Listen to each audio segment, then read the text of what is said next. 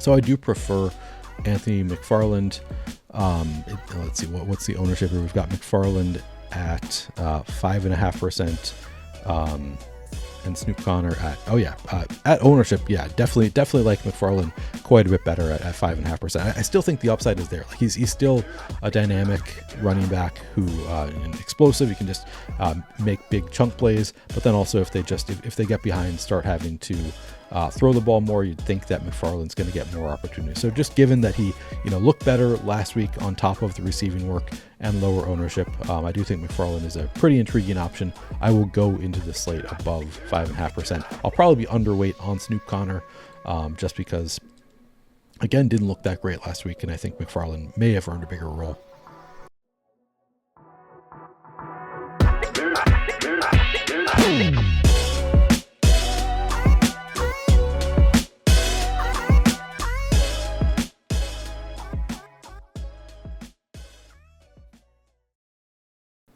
Hey guys, and welcome to the Week 3 edition of the Fantasy Points UFL Breakdown. I'm here with Millionaire Maker winner and one of the winningest spring football DFS players of all time, Neil Orfield. Neil, how you doing this week? Doing well. We've got another 4-game slate, which feels like a big burden now after only having to do 3 games last week. But yeah, should be fun. I'm excited to have all the teams back on the slate. Yeah, everyone needs to pity poor Mr. Orfield. Has to work a lot of work. Extra game on the doing this one show a week on UFL. Absolutely brutal.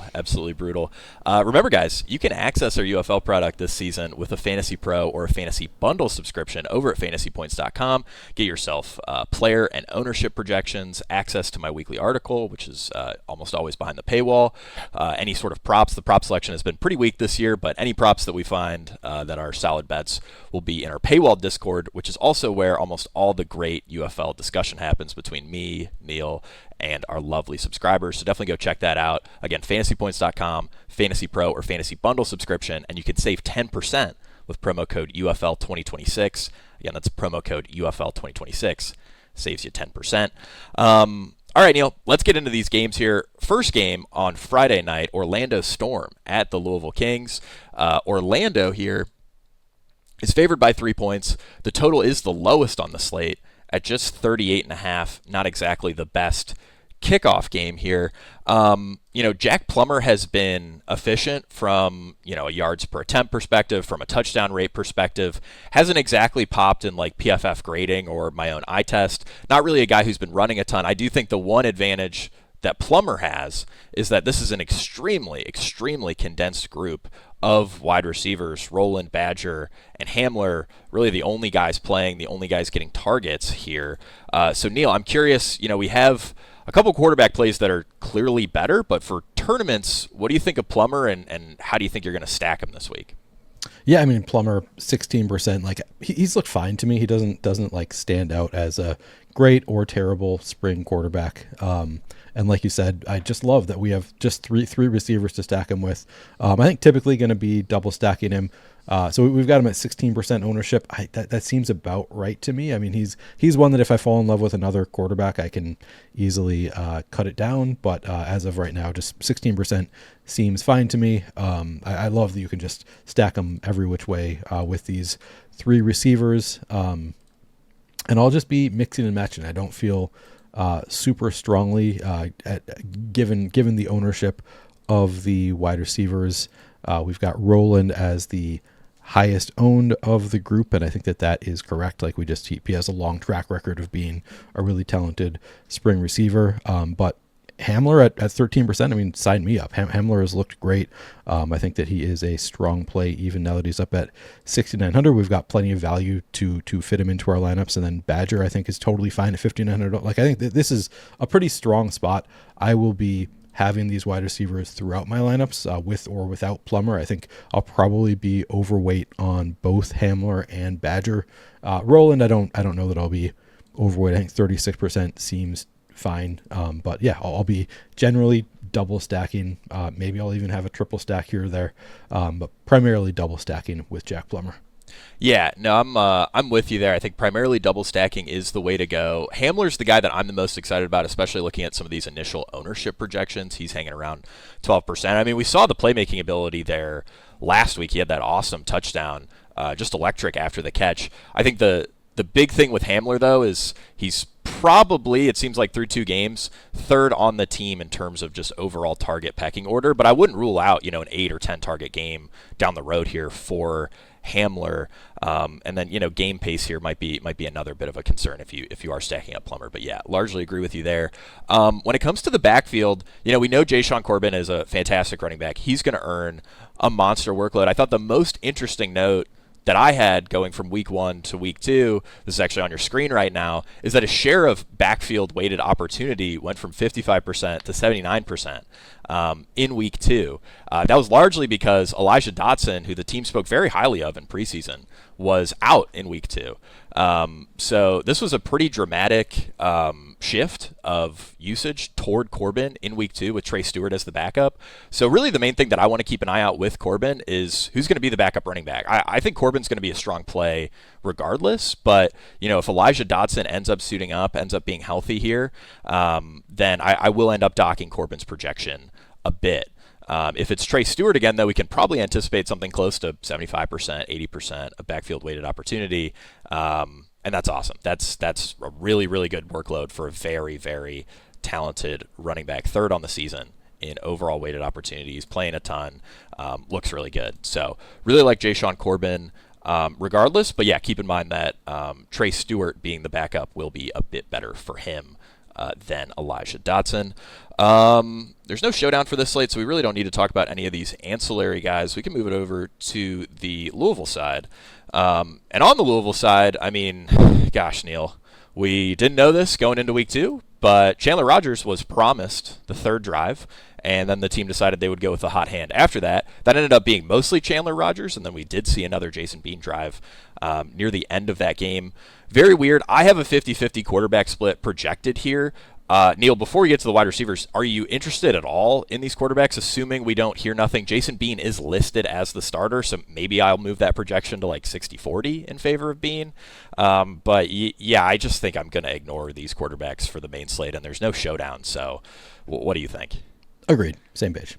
Okay, great. When it comes to the wide receivers, I also think this is, we don't really have a ton to talk about, again, because there is no showdown slate. Lucky Jackson, obviously a strong play. He's the favorite to lead the team in targets. Once again, he should be out there a good bit. He's a very good player. Neil, these other guys, though, I'm kind of curious on your opinion. I expect Isaiah Winstead to be back this week. Tariq Black is out. So I'm not really sure how they're going to handle these wide receiver rotations. I think the guy that I'd probably be most excited about would be Javonte Payton. He's a career 9.0 yards per target player. What do you think of these ancillary guys? Would you have any interest here? Obviously, these are just kind of as one-offs because we're not playing the quarterbacks, but curious on your thoughts. Yeah, starting with Lucky Jackson, I think I like him better than 20%. I do think that he's a talented enough receiver that I'm just willing to bet on the talent if he's going to be just 20% owned. It's really tough after Lucky Jackson. We really don't know because we haven't had all of the we haven't had this specific receiving group together yet. And like Caden Prather seems to be gaining favor. But that also could be just due to Winstead being out in the last game. Who knows with Winstead back, and we've got Javonte Payton. It's really tough to break down who is actually going to be favored here. Now, as I recall, on the depth chart, we have Winstead listed as a backup. I think Caden Prather was finally listed as a starter this week, which is a positive sign. So I do like Prather a little bit as kind of the under-owned receiver of the group, but Winstead, Payton, both talented receivers. Unfortunately, this being the first game of the slate, it's not really a late swap option. I would say normally these would be guys that I want to late swap onto. I think I probably go into this not really playing much of any of them. Maybe I'll have a couple shares if I play, 50 lineups, a couple shares each of Payton and Winstead, if that. Certainly not any more than that. Prather would be my number one target outside of Lucky Jackson here, but none of them are priorities. Yep. Yeah, I think that is solid analysis there. Again, no showdown, so I don't really think it's worth discussing the tight ends.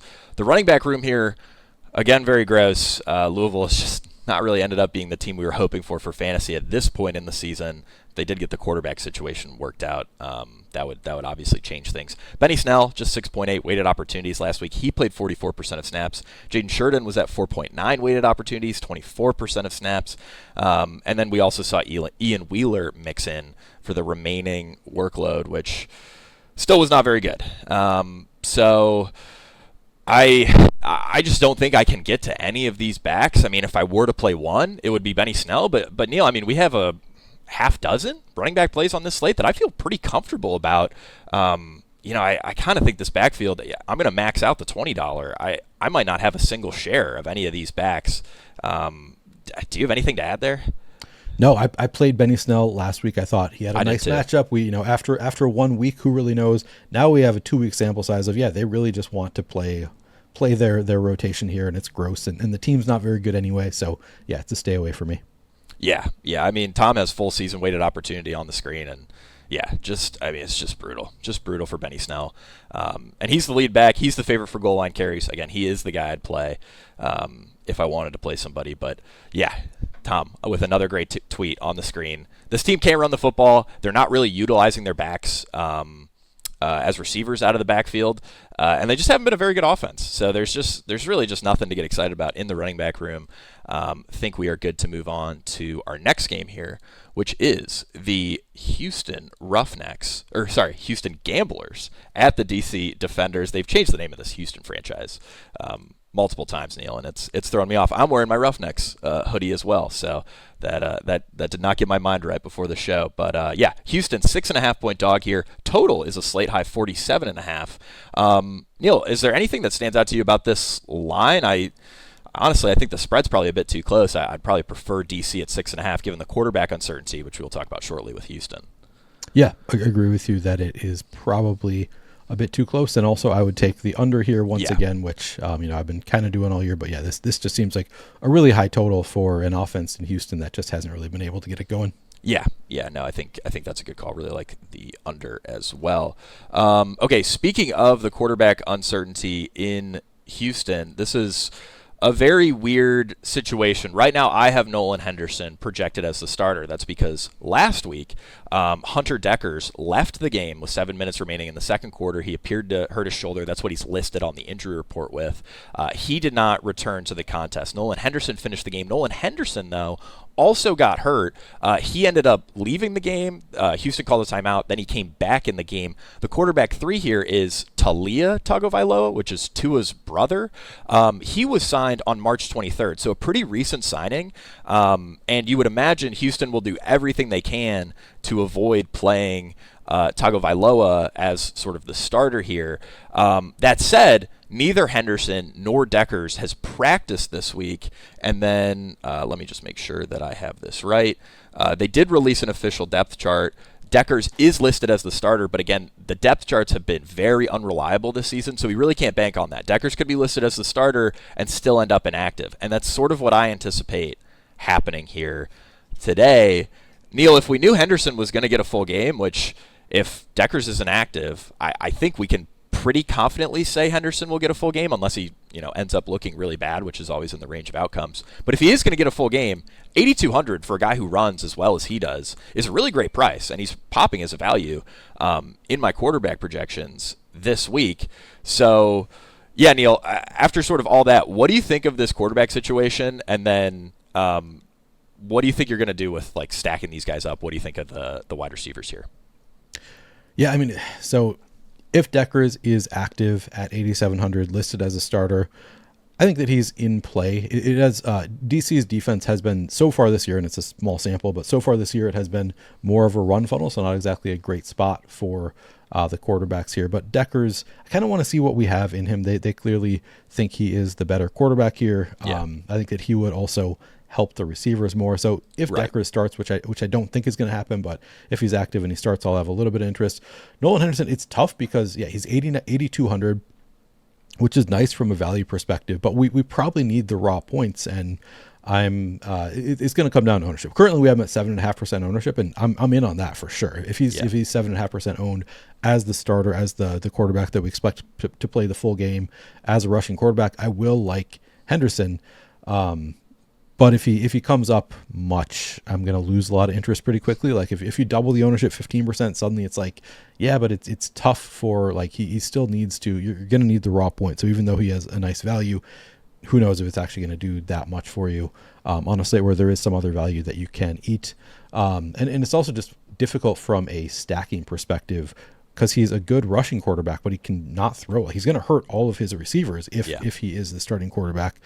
So at 7.5%, I think he's good enough that like he can probably spike a good game here or there where he actually gets it done both on the ground and through the air. I'll probably be single stacking him, but I will be above weight if he's at 7.5%. But if he gets much higher, I'm going to lose interest quickly.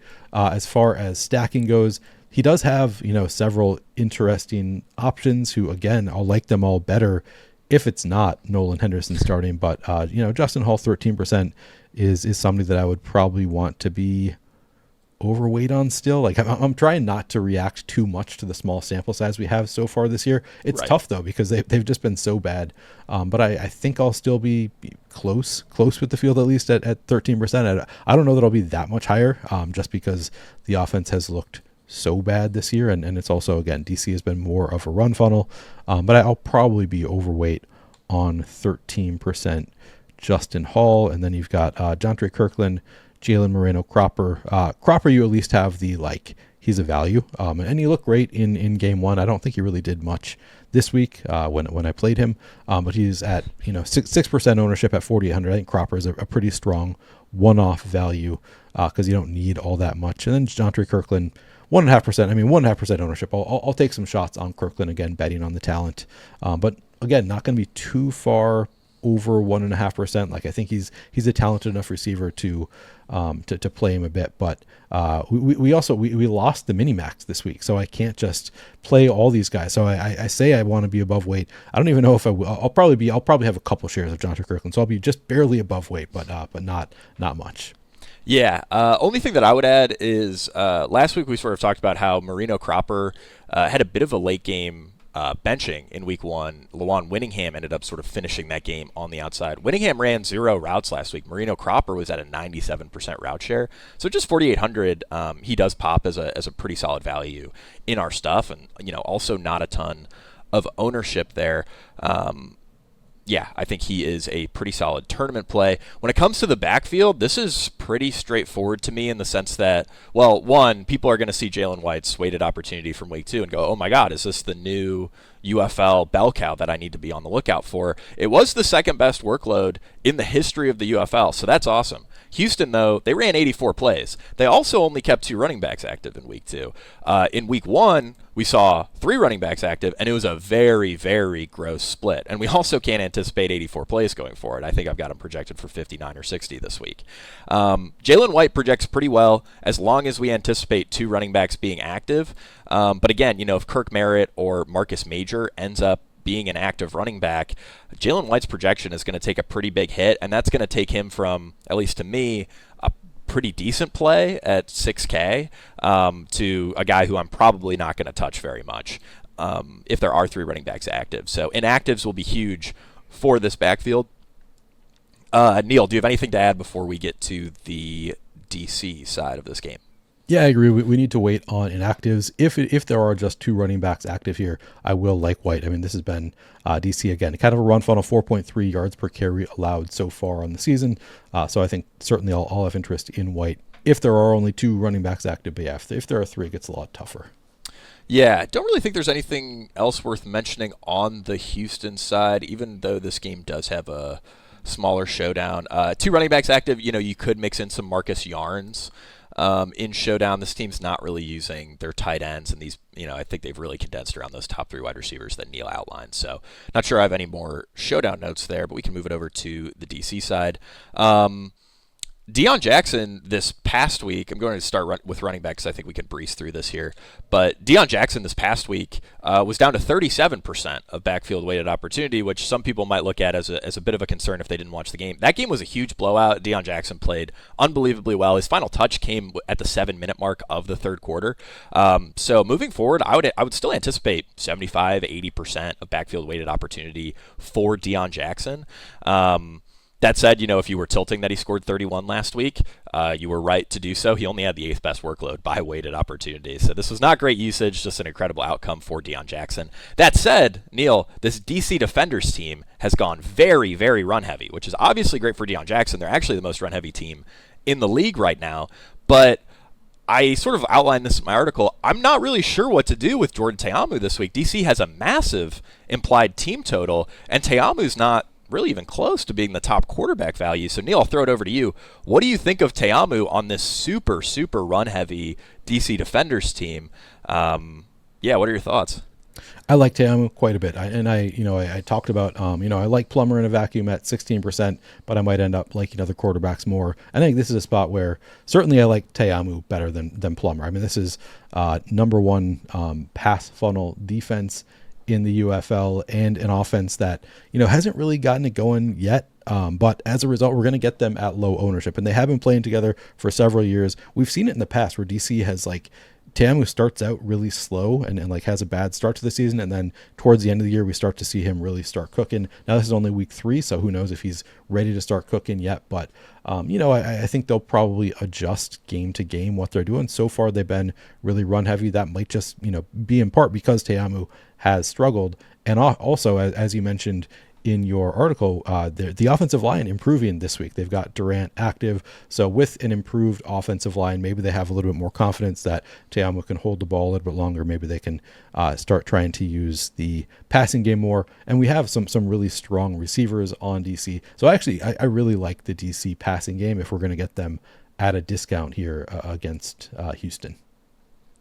I am with you. I think Ta'amu is really, really interesting. The other note is that, like you noted, Houston's a bit of a pass funnel. They're not getting much pressure, and that's sort of been the big issue with DC, has been that pass blocking. Yasir Durant coming back into the lineup is big. He's listed as a backup on the official depth chart. I find that pretty weird. I think he's going to play. Maybe they'll end up rotating the tackles again because he is kind of fresh and back to the team. But he's a guy who started 20 games for them over the last 2 seasons. So, Durant should play. The offensive line should be better, and this is also sort of a perfect get right spot for the DC passing attack.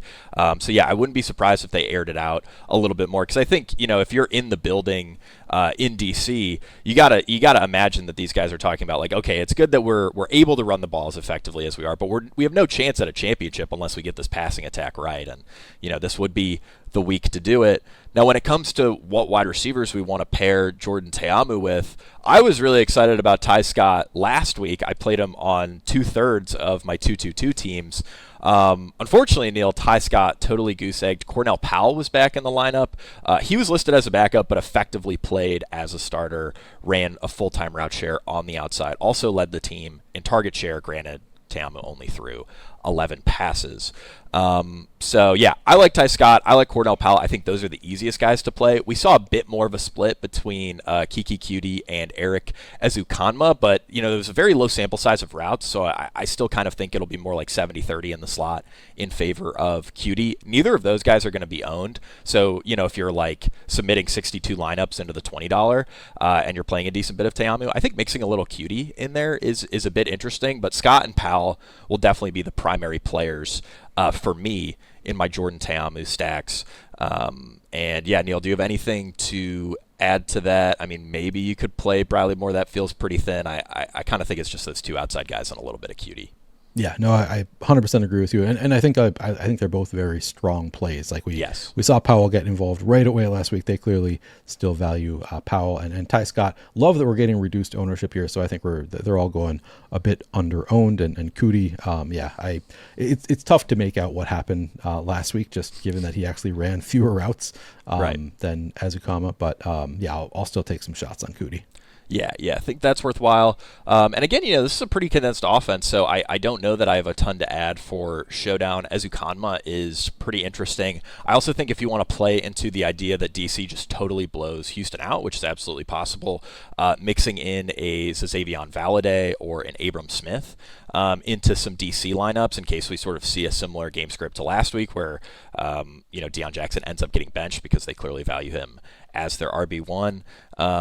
Bradley Moore's, sort of the clearly preferred tight end. Fairchild's been earning some targets, but Bradley Moore's running way more routes. So he would definitely be my preference if you're picking a DC tight end for Showdown.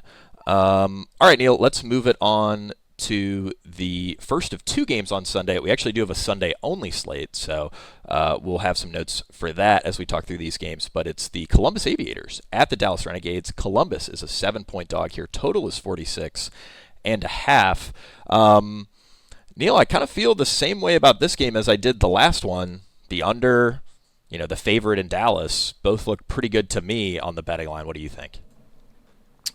Yep, I think I agree with that. Dallas is just they've looked much better than their competition so far this year. And yeah, I always like the under, despite how good. I mean, the Renegades look like they have been just they've been dominant so far this year. So they can put up some points, but I think I still like the under with this total. Yeah, I am right there with you. Neil, starting off on the Columbus side here, Jalen McClendon has been pretty great for fantasy. He's actually the QB2 through 2 weeks by DraftKings points per game. And he's going to get negative game script here almost certainly against a Dallas Renegades offense that really just looks unstoppable. It's tough because he's not really a great value, especially if you compare him to Austin Reed, but still top 3 by our quarterback projections in terms of value. Those are on the screen right now. The rest of our projections, of course, available to subscribers over at fantasypoints.com. And, these will have some tweaks as news comes out over the next 24 hours or so. But yeah, Neil, curious what you think of McClendon. And then I also think this wide receiver situation is fairly straightforward here. The team did release Rock Taylor on Tuesday, so that sort of condenses things a bit in Columbus. Yeah, and McClendon has been, I think, my favorite quarterback both weeks so far this season. But he's been a little bit lower. Now he's up to 10% on a 4-game slate, whereas last week we had him at like 7% on a 3-game slate. I think he's fine at 10%. Just I'm not as into it this week as I have been in past weeks, in part because Dallas is just a really good defense, I think, too. I mean, the offense has gotten a lot of attention, but they've also had a really strong defense so far this year. So I think McClendon is fine, and it's nice that we have, it's fairly straightforward who we want to stack him with Tay Martin and Kiki Chisholm being the front runners here. But I don't think it'll have more than 10%. I think that is a fine number, but it's not like he's looked like dominant so far this year. It's like right. he's kind of getting there, but it's like taking the whole game, and he looks fine, but they haven't had a lot of like big chunk plays. Right. So I think 10% is fine, but not a number I'll get on top of. Right, yeah, and then, so, I mentioned things being a bit more condensed with these wide receivers because Rock Taylor was released. Rock Taylor was, over a 60% route share, so that's a pretty notable release, and it does open some things up. Neil mentioned the Dallas defense has been really good. What stood out to me the most about the Dallas defense, which I think is all around a very good defense, these outside corners are excellent. Ajane Harris, and then number 6, Jones Jr., I forget his first name, but he takes his helmet off after, like, every play. They've both been great this year, which sort of leads me to more Tay Martin, who is going to draw the most ownership, does have the strongest projection, but he does run most of his routes out of the slot, and he's also looked the best of these Columbus wide receivers. Now, I don't know that I'm going to get to a ton of Chisholm or a ton of who I speculate will be sort of the new full-time player on the outside, Jalen Moore, on the main slate. But on Sunday only, I think those guys are pretty interesting. Chisholm is sort of the safer play there, but I really don't think, and again, this is just speculation on my part, but I really don't think the team's going to lean in to more Antoine Wells on the outside. I think he'll still get his design touches. He'll still run some routes, but I think they're going to go more Jalen Moore as like a 50-60% route share player on the outside, which would be a pretty notable upgrade for him. It doesn't really show in Jalen Moore's historical stats for the most part, but I've always thought he's pretty good, like at least better than a replacement level wide receiver. So, for Sunday only, if you're stacking up McClendon, like a double stack with Tay Martin and Jalen Moore is interesting, and I just don't think you're going to see much ownership on Jalen Moore. That said, you really won't see much on Chisholm either. So both of those guys are really interesting options for Sunday only, and I might mix a little bit in on my main slate McClendon lineups, but Again, I think the slot is sort of the place to attack against this Dallas defense.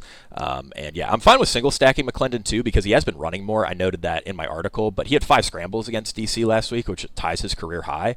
And I've always thought he plays a little too sort of statuesque in the pocket, despite being a really good athlete. So it's encouraging to me that he is running a bit more, and I hope I see more of that against Dallas. That obviously is all baked into his projection, and he is a top 3 value in our numbers right now. Neil, what do you want to do with this Columbus backfield? It's kind of a gross 3-way split here. So Quandre White did move up to the starting role this past week. But yeah, what do you think? Yeah, I think we can avoid the backfield here. Just it's a gross 3-way split. They're probably going to be a negative game script. It's a pass for me.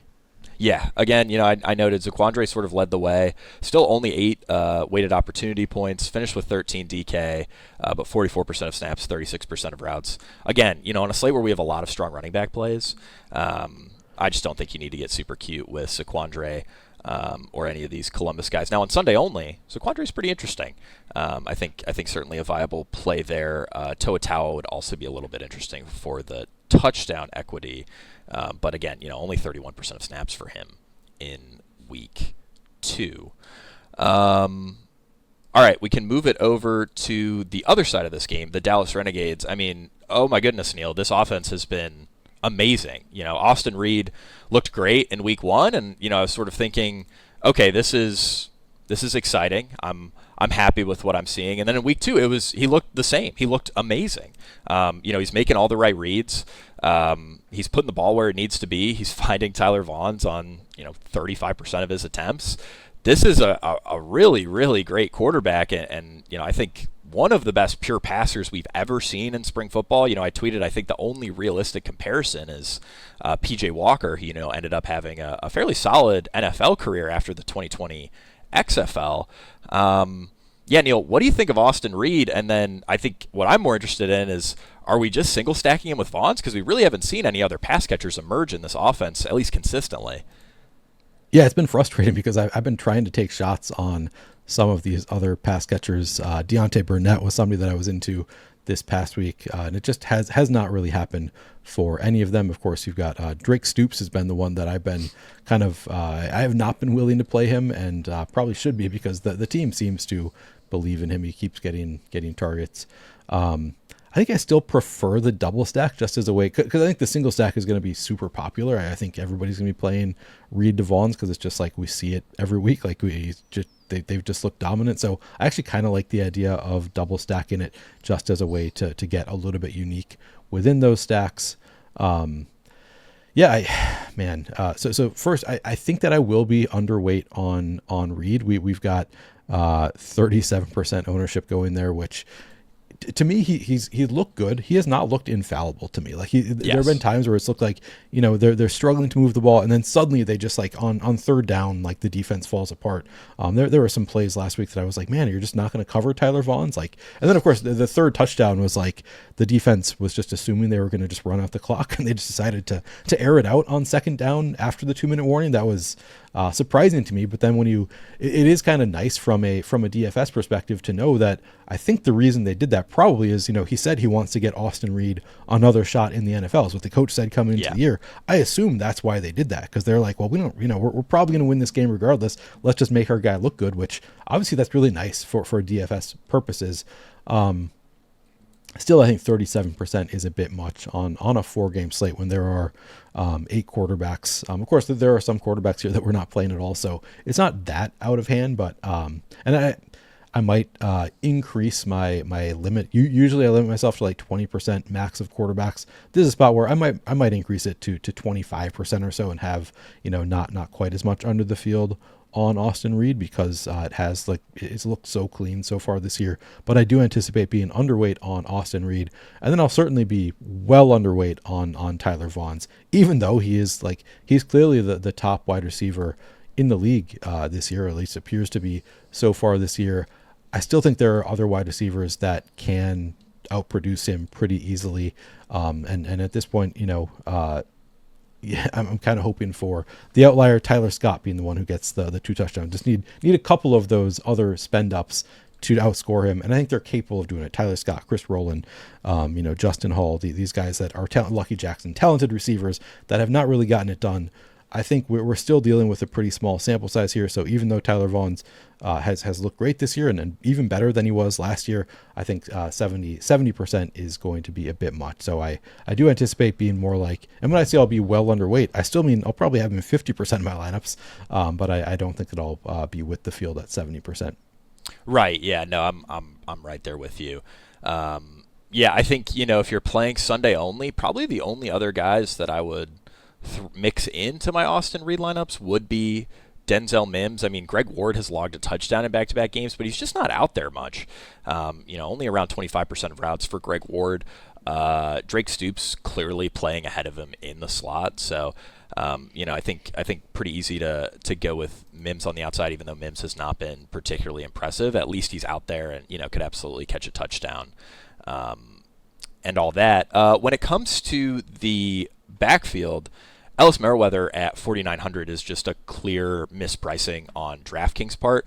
This is a guy who leads the UFL in overall weighted opportunity through 2 games. Now, of course, in week 2, his workload wasn't quite as good, only 61% of backfield weighted opportunity, and that's because Day Hunter was active instead of Lorenzo Lingard. So I anticipate Hunter being active again this week. Hunter looked really good, but it still seems like they want to give Ellis Merriweather sort of, lead back opportunities overall, even with Day Hunter playing. And another interesting note on Merriweather was, when I saw Hunter would be active, I sort of, at least last week in our projections, sort of dialed back Merriweather's route share, his target share, and all that. Merriweather was still out there for 56% of routes, which was the second most of any running back in week 2. So pretty valuable because Reed is very willing to check down. So Merriweather is an elite value. Neil, I'm curious what you want to do with Day Hunter. If this offense keeps moving the ball really well, putting up a ton of points, even the RB2, earning 40%, 45%, maybe on the high end of backfield weighted opportunities, pretty valuable here. Is he a main slate play for you or more Sunday only? Jake, you know me too well. Bringing up the RB2, I want to play. I want to play both of these running backs quite a bit. And actually, this is a good opportunity. This game, especially just overall, a good opportunity to talk about late swap, which we talk about it from time to time. But I really want to hammer home how important late swap is on these slates, because we're only dealing with 3-4 games, but they're chronological. So you really know exactly, you can tell how your lineups are doing before this game starts. And you can tell, I talk about I'll probably be underweight on 70% Tyler Vaughn's, but it depends on how my lineups are doing. If my lineups are crushing it coming into this game, then maybe I won't be underweight on Tyler Vaughn's because I'll swap onto a lot of Tyler Vaughn's trying to block the lineups behind me. Whereas if I'm playing from behind, if I have Tyler Vaughn's and Ellis Merriweather in my lineup, I will swap to a Day Hunter or a Deontay Burnett or some of these other players that can help make up ground. So Day Hunter, I will go into the slate with some above weight, certainly on Day Hunter. He looked great last week. If not for the coach quotes where it's oh yeah, we'd like for him to be involved, but then he was just randomly inactive week 1, which sort of weirds me out. It's I don't know what to make of this fact. The team, he's in the promotional materials. He's been good in the past. He looked good when he came in this week, but then was just randomly inactive week 1. So I don't know what to make of that, but I think he's a strong play. I will be, overweight certainly coming into the slate, but I could swap onto a lot more if I am playing from behind. Yeah, so Neuheisel did say that with Day he was fine, he was healthy, and that they just have to sit some guys, and that week it was Day's turn.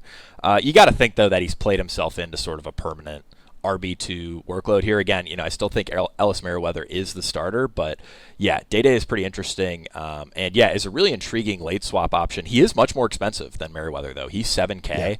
Yeah. So you're really not going to see any ownership or much ownership, I should say, on Day. I think Sunday only is probably where you will see a lot more of the ownership concentrate there. But yeah, really good notes from Neil on late swap. All right, we can kick it to the final game on Sunday. This one kicks off at 3 p.m. It's the Birmingham Stallions at the St. Louis Battlehawks. Birmingham is favored by 2.5. Total here is 42.5. Neil, I think I like the favorite yet again. Don't know that I have as strong of an opinion on the total, but I would take Birmingham minus 2.5. Forced to choose. What do you think here? Yeah, I think I agree with you. Birmingham 2.5, but I would take the under. I think if I'm taking the over under here, just how bad the Battlehawks have looked on offense. Yeah, I think I'm still tempted to take the under. Yeah, they have not been great. We will start with the Birmingham side though. Neil, we really haven't seen a big fantasy performance out of Matt Corral, but just from watching the games, I feel like there's absolutely one in there. And the nice thing with Matt Corral is, one, he's not projecting particularly well, which is going to bring his ownership way down, especially relative to the last couple of weeks. And then two, Neil, we only have 3 pass catchers to worry about. They had 7 active wide receivers last week, which I sort of thought meant, maybe they get away from Justin Ross. Maybe they get away from Deon Cain a little bit more in week 2. No, those guys were out there a ton. Justin Ross, 83% route share. Deon Cain, 83%. Jaden Mickens, 69%. That trio combined for a 71% target share. So, yeah, Neil, what do you think of Corral? How do you feel about stacking him up this week? Yeah, I'm with you. I think Corral will have some big fantasy games. I don't know what to make of this St. Louis defense, because overall their numbers do look pretty good on the season. But then in the game on Tuesday, there were times where it's just like, why is Tyler Vaughn's so open? Let's just say some of these really strong defensive back play have really faltered at times. But overall, the numbers look really strong. So that's the downside, is that the matchup is not ideal. But I think Corral is, like you say, going to get it done at some point. Well, we have him at 9% ownership. I think I probably want to come above that number. Again, we're dealing with, I love that the receiving rotation is just so straightforward. So I'll be above weight on Corral, in part because, it's just such a tight rotation there of receivers. Mickens, the one who has gotten it done both weeks so far. Last week, he was fine, but mostly came down to scoring a touchdown, whereas week 1 it was just elite usage where he had 9 targets and caught all of them. But ultimately, because it's been Mickens getting it done so far, I think we're going to get lower ownership on the others. Love Deon Cain at 11%. I think that's a really, really strong play. I still think Deon Cain, to me, is probably the most talented receiver of this group. It's only 7,600, 11% ownership. So yeah, sign me up for some Deon Cain.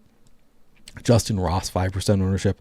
I like that quite a bit. I will be above weight Justin Ross. And again, going into the slate, I'll be above weight. I might adjust some of these things as I late swap, but I think Justin Ross, I'm more likely to swap on to more than less, I guess, of Justin Ross. 6,600 also looks like a pretty strong play. And really, those are the only 3 you have to consider, but I like them all quite a bit. But in terms of how I would order them, I would say Deon Cain 1, Justin Ross 2, probably Jaden Mickens 3, but in saying that, Jaden Mickens 16%, I'll still probably be pretty right with the field there. Yeah, I think those are good notes. Deon Cain, another one of those guys, kind of like Justin Hall or Ty Scott, where you can basically play chalk, and then if you swap Tyler Vaughn's out for one of those wide receivers, all of a sudden you have a really interesting tournament lineup. So I'll definitely be playing around with some builds like that. For Sunday only, the only other wide receiver that I'd throw out there would be John Ross, who's at a 55% route share this past week. Didn't really earn many targets, but I mean, we saw the explosiveness in week 1 on that 40-yard screen that got called back. So he's a guy that I would be a little bit intrigued on for Sunday only. But yeah, for main slate, only playing those big 3 guys that Neil outlined. At running back, I didn't write either of these running backs up because I think they're both just sort of fine plays. Snoop Conner, obviously the better value here. But Neil, I'm curious what you think on this Birmingham backfield. I keep waiting for Anthony McFarland to take over. And I played a lot of Snoop Conner this last week because I thought they were going to have a lot of success against Houston. Did not pan out that way. But Anthony McFarland has just clearly been the better running back so far. I mean, 7 carries last week for 37 yards to Snoop Conner's 10 for 17. You'd think that maybe McFarland earned more of the straight running role on top of the receiving work. So I do prefer Anthony McFarland. Let's see, what's the ownership here? We've got McFarland at 5.5%.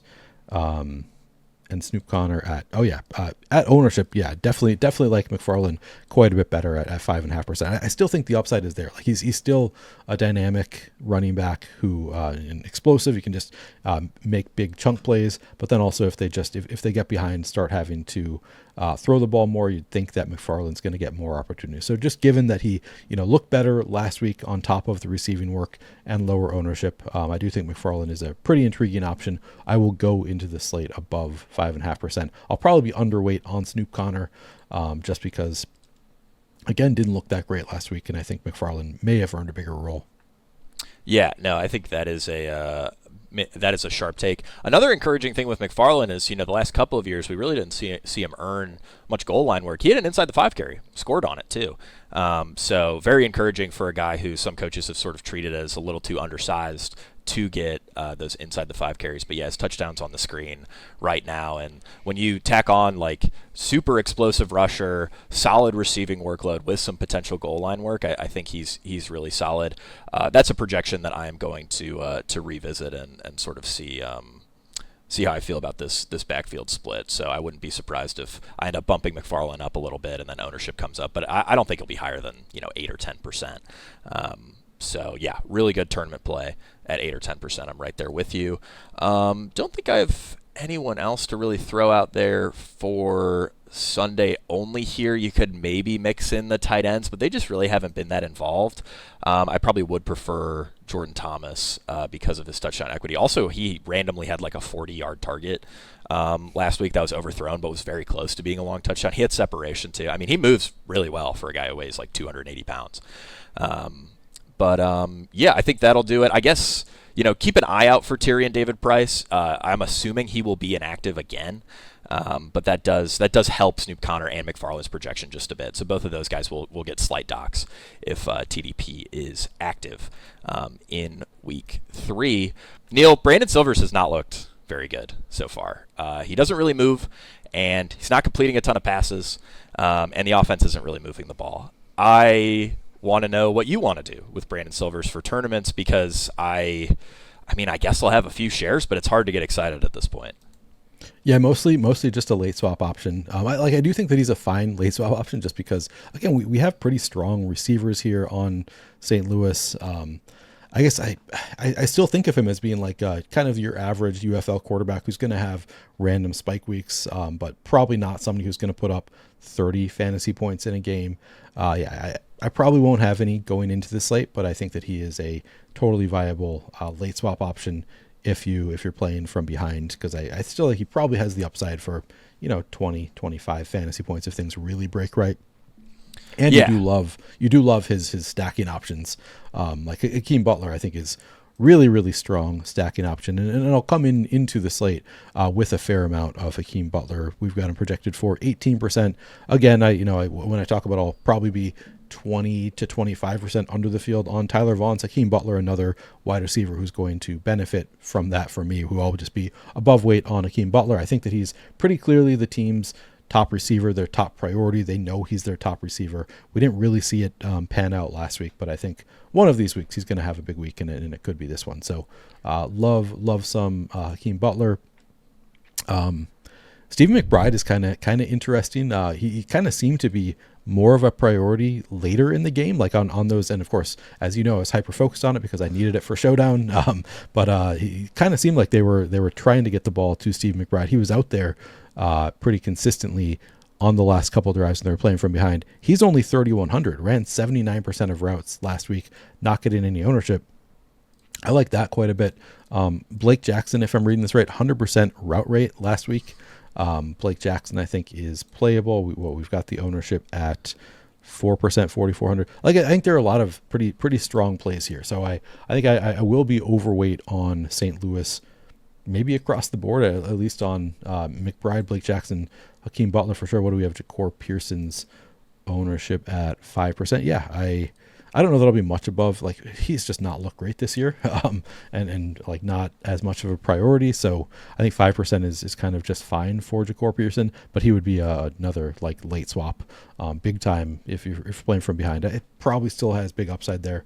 Made some nice plays in that last game. Like he wasn't a huge priority for the offense, but there were a few times where I thought, okay, that looks like Jakob Pearson out there. So yeah, I think this is a passing game that I will probably be above weight on the receivers, but they're most going to be as one-offs. Yeah, I largely agree with you there. Yeah, like these wide receivers as one-offs overall. I think probably my favorite way to play this game is going to be, fairly heavy game stacks led by Corral, and then, you had a great note. Late swapping to silvers, if it looks like you're kind of drawing dead, is a pretty interesting move there. But yeah, really like that. When it comes to the backfield here, pretty much more of the same from what we saw in week 1. Jarvion Howard led the way, 13.7 weighted opportunities, 50% snap share, 76% of backfield weighted opportunity. The remainder of that went to Kevon Latulis. Howard's going to get priority goal line stuff, but they still will work Latulis in that regard. To me, I probably won't get to much Latulis on main slate, but for Sunday only, I think both are very strong plays. Jarvion, obviously, my preference for main slate. Neil, anything to add on the backfield? Nope, I think you laid it out nicely. Howard, strong play at 5,600. Love how involved he is in the passing game. So yeah, I think Howard is a strong play, but I think, you laid it out nicely. Yeah, the other thing with Howard is like he's a bit similar to some of these high priced wide receivers that we talked about, maybe swapping in for like a Tyler Vaughn's. Using a Jarvion Howard instead of Ellis Merriweather is another really good way to get different. I only have Merriweather projected for 33% ownership right now. I wouldn't be surprised. I think I'm going to bump him up, and I wouldn't be surprised if his ownership ended up a little closer to like 45%. So that definitely makes Howard a solid play. I think Neil pretty much covered everything for Sunday only. If you are playing some Brandon Silvers lineups, I actually think the guys who have the best touchdown equity on the team are Hakeem Butler and Tyler Neville, the tight end. So he would be a guy that I look at for Sunday only. For main slate, I will have 0 shares of Tyler Neville. But yeah, for that 2-game Sunday slate, 5K to first, pretty solid prize pool there. I do think he is pretty interesting. And yeah, that should do it for the St. Louis side. Neil, any final thoughts on the slate before we get out of here? No, just remember after each game, I look through all my lineups, and you don't have to late swap every single one, but any of them that look like they might be in contention, you can kind of just eyeball it, like how many minutes remaining do I have? How close am I to the top? The ones that look like they're promising, make sure that you're not blocking yourself for one thing, and then kind of try to diversify your shots on goal with your lineups that are doing better. But yeah, I think that it's pretty important here to be looking at it after each game and adjusting as necessary to give yourself as many shots as possible at the top. Yeah, late swap is huge. Neil had some great notes on that throughout the show, but that'll do it for the Week 3 edition of the Fantasy Points UFL Breakdown. Really appreciate everyone for tuning in this week, and we will see you all at the top of the leaderboards. This is